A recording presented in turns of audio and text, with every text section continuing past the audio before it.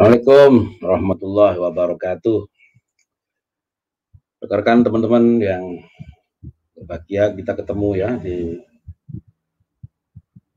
audio visual. Biasanya kita kirim tugas lewat Google Form, lewat Classroom, dan pernah tatap muka karena pandemi.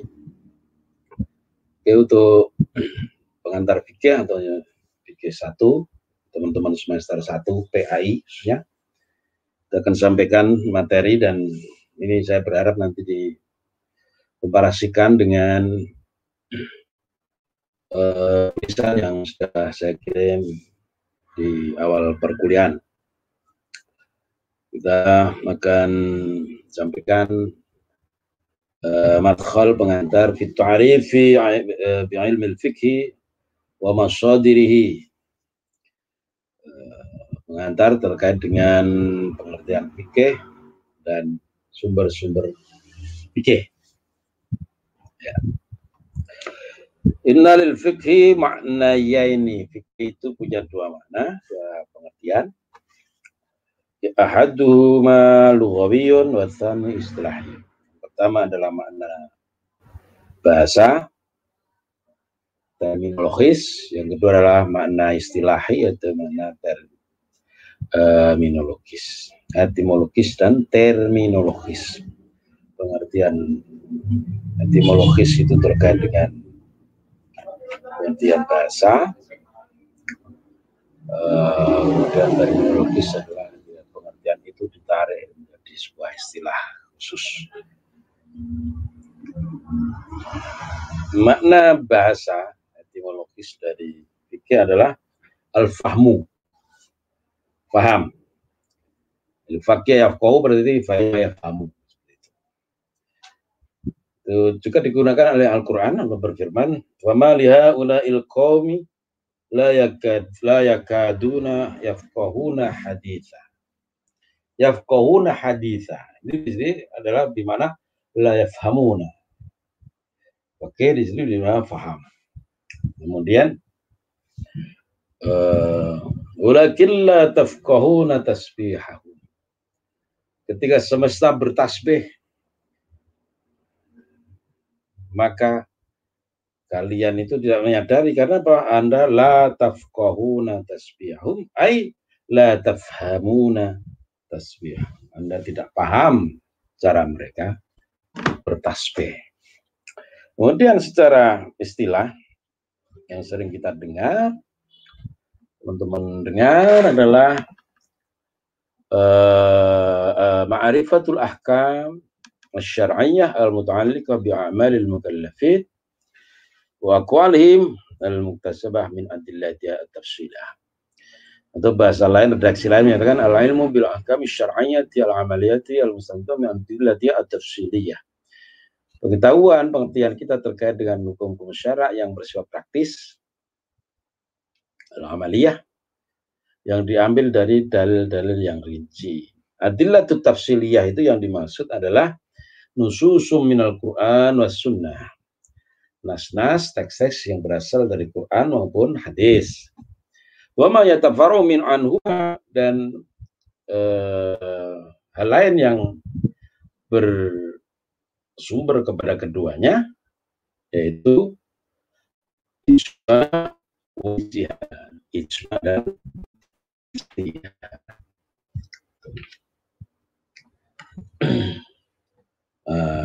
Prakteknya, anna ma'rifatana anna niyyata fil wudu'i wajibatun. Bahwa kita tahu bahwa niat dalam wudu itu hukumnya wajib, karena itu rukun wudu. Rukun yang pertama adalah niat. Itu dalilnya apa? Min adillah al-tafsiliyah itu di mana? Maka itu adalah pemahaman kita bahwa niat itu rukun wudu, itu berasal dari pemahaman kita pada innamal a'malu binniyat. Semua itu tergantung pada niat. Amal itu tergantung kepada niatnya. Nah, seperti itu. Innamal a'malu binniyat, rawahu Bukhari wa Muslim. Kemudian pengetahuan kita bahwa anna niyata minal laili syartun fi sihhatis shaumi, kita tahu bahwa puasa wajib itu harus niat di waktu malam hari. Malam itu adalah waktu di antara ba'da ghurubi syamsi qabla tulu'il fajri. Ya. Pemahaman kita bahwa puasa wajib harus niat sebelum fajar adalah sebagaimana sabda Nabi, "Man lam yubayyitis siyama qabla al-fajri fala siyama." Siapa saja, baik laki maupun perempuan, lam yubayyitis siyama, yang tidak menginapkan niat puasa, meletakkan niat puasa qabla al-fajri, diletakkan sebelum fajar, fala siyama, maka tidak ada puasa sama sekali, artinya tidak ada nilainya puasa yang dia lakukan. Ya, batal demi hukum. Kenapa? Tidak niat di waktu malam. Ini berlaku bagi puasa fardu atau puasa wajib. Kemudian bahwa hukum sholat witir itu sunnah, itu adalah fikih juga. Kenapa? Ini berdasar pada hadis Nabi ketika ada seorang dari pedalaman itu datang pada Rasul dan bertanya terkait kewajiban agama. Sa'al Nabi sallallahu alaihi wasallam dia bertanya pada Nabi terkait dengan faraid, hal-hal yang wajib dia lakukan. Setelah Nabi panjang lebar menjawabnya, termasuk sholat 5 waktu, puasa, zakat, dan haji misalnya. Orang itu bertanya, hal alayya ghairuha, adakah kewajiban yang lain ya Rasulullah? Jawab Nabi, la illa an tatawwa. Tidak ada salat wajib yang lain selain 5 itu, ya, kecuali Anda salat sunat, misalnya ketika itu kasihnya salat sunat.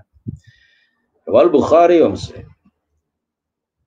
Kemudian pengetahuan kita bahwa salat tanpa sebab tertentu yang Anda lakukan setelah asar, setelah sholat asar adalah makruh.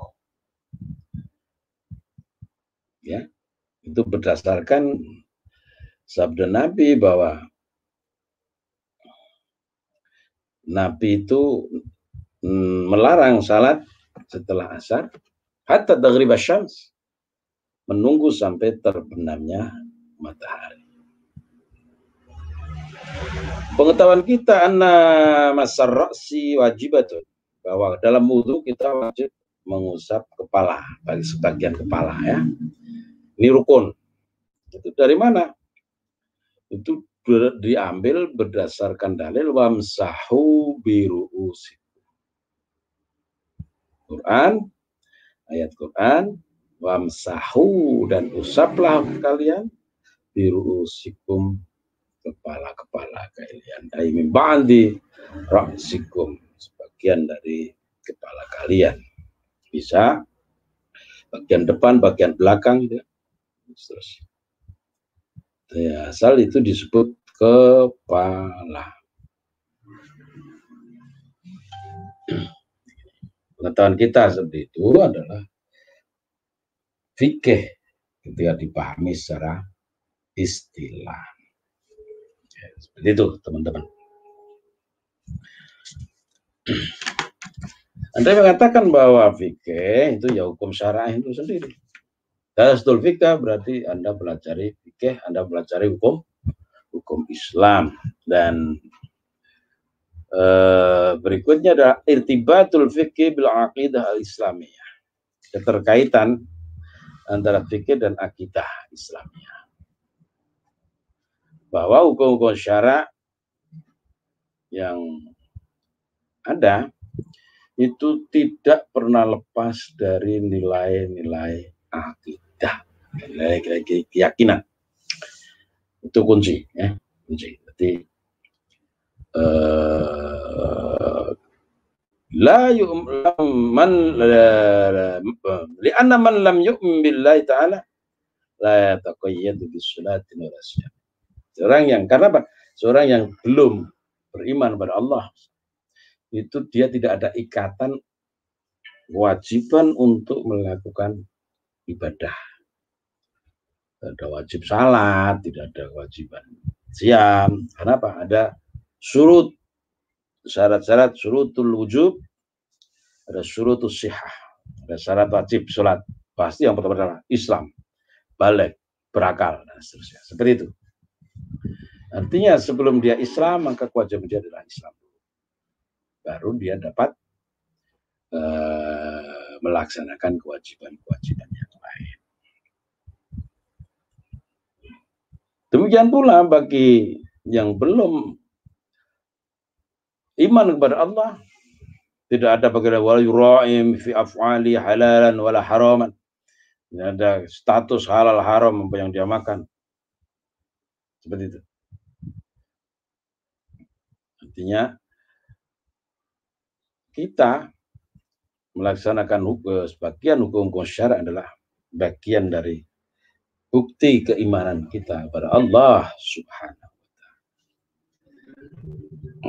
Gambaran lain adalah bahwa Allah menyapa mukallaf ini dengan sebutan ya ayyuhalladzina amanu idza qumtum ila sholati faghsilu wujuhakum wa aydiyakum ilal marafiq ila akhir ayat.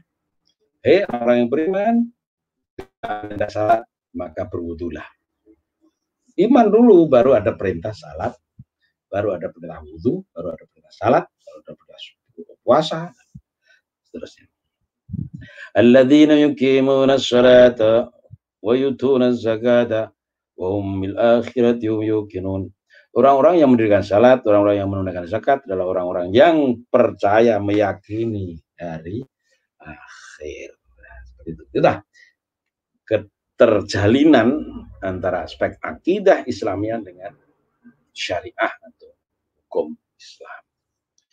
Itu untuk Anda pahami dan Anda mengerti dan sandingkan dengan buku ataupun teks yang telah saya kirimkan kepada Anda semua ya. Bukti lain, ya ayyuhalladzina amanu kutiba alaikumus syiyamu kama kutiba alal ladzina min qablikum la'allakum tattaqun. Orang beriman, karena Anda beriman, Anda wajiban puasa. Kutiba alaikumus syiyam. Seperti itu keterkaitannya. Sudah jelas ya? Okay. Pembahasan terkait dengan fikih ini banyak sekali. Objek kajian dari fikih ini namanya Syumulul Fiqhil Islami likulli ma yahtaju ilaihin nas. Bahwa fikih Islam yang dibahas dalam fikih itu segala hal yang dibutuhkan, diperlukan oleh manusia dalam kehidupan yang di dunia, dalam ketaatan yang kepada Allah dan Rasulullah. Aspek-aspek kehidupan dia, misalnya hubungannya dengan Allah, berarti ibadah itu. Lahirlah al-fiqhul ibadah, fikih ibadah. Bagaimana Anda wudu, bagaimana Anda sholat, bagaimana Anda zakat, puasa, haji, dan seterusnya. Ini ahkam al-ibadah. Kemudian ada yang terkait dengan aturan-aturan hukum keluarga, al-ahwal asyasiyah. Misalnya perkawinan, misalnya warisan, dan hal-hal yang terkait dengan hukum keluarga, misalnya rodoah, hukum persusuan, kemudian ada nafkah, misalnya nafkah, ada pembahasan terkait habanah, pengasuhan anak, tanggung jawab siapa dan siapa, itu yang perlu didiskusikan, dan itu ada dalam fikih. Kemudian ada aspek yang fikih yang membahas tentang perbuatan-perbuatan manusia untuk keperluan hajat hidup dan keluarga dan dia sendiri. Ya, dikatakan dengan fikih muamalah, bagaimana transaksi yang harus dia bangun, bagaimana sewa menyewa, pinjam meminjam, hariah, garap tanah dan seterusnya. Itu dibahas ya. Kemudian yang terkait dengan peradilan, ahkam sultaniyah, siyasah syar'iyah, hukum qadha dan seterusnya, itu diatur oleh fikih. Kemudian ada yang mengatur hubungan antar negara, internasional ya, bagaimana negara satu dengan negara lain menjalin sebuah komunikasi, sebuah hubungan, sebuah relasi ya, multilateral maupun bilateral, itu diatur oleh fikih. Mana yang mendatangkan kemaslahatan, mana yang harus dihindari karena madharat dan seterusnya. Kemudian yang tidak kalah penting adalah nilai moralitas yang juga dibahas dalam fikih, namanya ilmu akhlak, adab, ya, ini penting. Bahkan saya mengatakan, dan itu harus kita pegang benar-benar, al-adab fokol ilm, bahwa adab adalah di atas segalanya. Orang berilmu tapi tanpa adab itu tidak ada nilainya sama sekali di sisi manusia maupun Allah. Ya. Adab itu penting. Ilmu tanpa adab. Bodoh tapi punya adab itu masih mending, luar biasa ya. Seperti itu. Itulah terkait dengan fikih, jangkauan, cakupan, dan objek kajiannya. Nah, mudah-mudahan kita diberi kesempatan untuk terus melakukan elaborasi pengetahuan kita terkait dengan hukum fikih ini. Dan selalu sehat, pandemi segera berlalu dari negeri kita tercinta ini dan dunia pada umumnya. Terima kasih.